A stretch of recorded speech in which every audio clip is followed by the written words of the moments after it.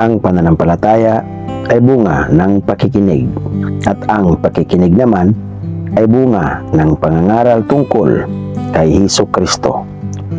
13 kabanata ng Juan. Hinugasan ni Hesus ang mga paa ng mga alagad. Bisperas na noon ng Pasko, alam na ni Hesus na dumating na ang takdang oras ng kanyang pag-alis sa daigdig na ito upang bumalik sa Ama. Mahal niya ang kanyang mga tagasunod na nasa daigdig at sila'y minahal niya hanggang sa wakas. Pagsapit ng hapunan, inilagay na ng Diablo sa isip ni Judas na anak ni Simon Iscariote na ipagkanulo niya si Hesus. Alam ni Hesus na ibinigay na ng Ama sa kanya ang buong kapangyarihan at alam niyang siya'y mula sa Diyos at babalik sa Diyos. Kaya't siya'y tumayo mula sa hapag at nag-alis ng panlabas na balabal at nagbigkis ng tuwalya sa baywang. Pagkatapos, naglagay siya ng tubig sa palanggana at sinimulang hugasan ang mga paa ng mga alagad at punasan ng tuwalyang nakabigkis sa kanyang baywang. Paglapit niya kay Simon Pedro, sinabi nito sa kanya, "Panginoon, hugasan niyo bang aking mga paa?" Sumagot si Hesus, "Hindi mo nauunawaan ngayon ang ginagawa ko, ngunit mauunawaan mo rin pagkatapos." Muling nagsalita si Pedro, "Hinding-hindi ninyo hugasan ang aking mga paa." Ngunit sinabi ni Hesus, "Kung hindi kita huhugasan, wala kang kaugnayan sa akin." Dahil dito, sinabi ni Simon Pedro, "Kung gayon, hindi lamang ang mga paa ko, kundi pati rin ang aking mga kamay at ulo." Sumagot si Hesus, "Ang nakapaligo na ay hindi na kailangang hugasan pa, maliban sa kanyang mga paa, sapagkat malinis na ang buo niyang katawan, at kayo'y malinis na. Subalit, hindi lahat kayo." Dahil alam ni Hesus kung sino ang magkakanulo sa kanya, kaya sinabi niyang, malinis na sila, subalit hindi lahat. Nang mahugasan na ni Hesus ang kanilang mga paa, muli niyang isinuot ang kanyang balabal at nagbalik sa kinaupuan niya.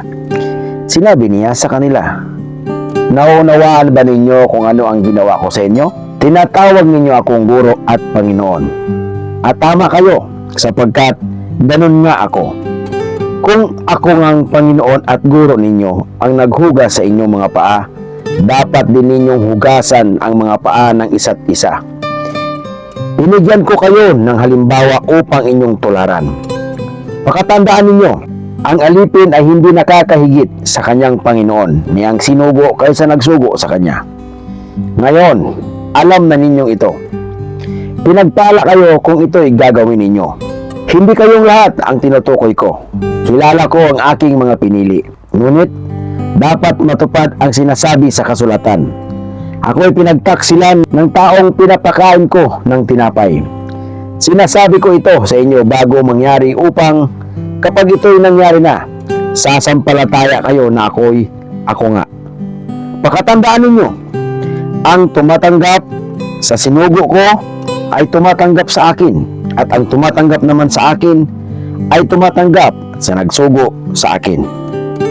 Pagkasabi nito, si Hesus ay labis na nabagabag at nagpahayag sa kanila, "Tandaan ninyo, ipagkakanulo ako ng isa sa inyo." Nagtinginan ang mga alagad sapagkat hindi nila alam kung sino ang kanyang tinutukoy. Katabi noon ni Hesus ang alagad na minamahal niya, kaya't sininyasan siya ni Simon Pedro at sinabihan, "Itanong mo nga kung sino ang tinutukoy niya." Humilig ang alagad na ito sa dibdib ni Hesus at nagtanong, "Panginoon, sino po ba iyon?"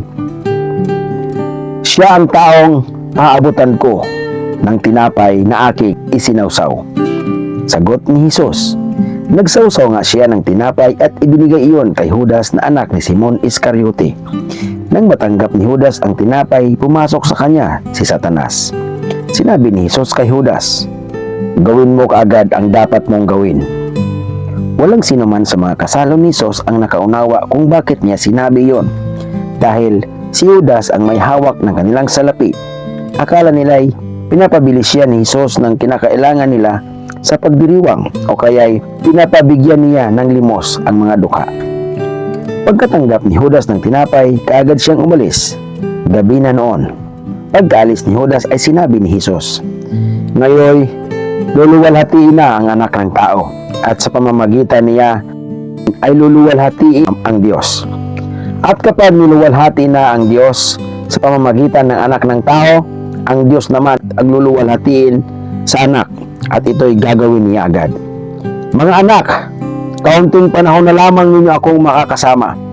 Hahanapin ninyo ako, ngunit sinasabi ko sa inyo ngayon ang sinabi ko noon sa mga Hudyo. Hindi kayo makakapunta sa pupuntahan ko. Isang bagong utos ang ibinibigay ko sa inyo ngayon. Magmahalan kayo. Kung paano ko kayo minahal, gayon din naman magmahalan kayo. Kung kayo may pagmamahal sa isa't isa, makikilala ng lahat na kayo'y mga alagad ko." "Saan po kayo pupunta, Panginoon?" tanong ni Simon Pedro. Sumagot si Jesus, "Sa pupuntahan ko'y hindi ka makakasunod ngayon, ngunit susunod ka pagkatapos." Sumagot si Pedro, "Bakit po hindi ako makakasunod sa inyo ngayon? Buhay ko may iniaalay ko para sa inyo." Sumagot si Jesus, "Iniaalay mo ang iyong buhay para sa akin? Tandaan mo, bago tumilaok ang manok, 3 bisis mo akong ikakaila."